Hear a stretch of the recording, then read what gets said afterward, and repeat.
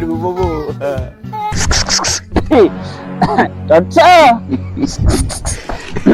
Kalembe. Ni uwanja wake kaingia sasa.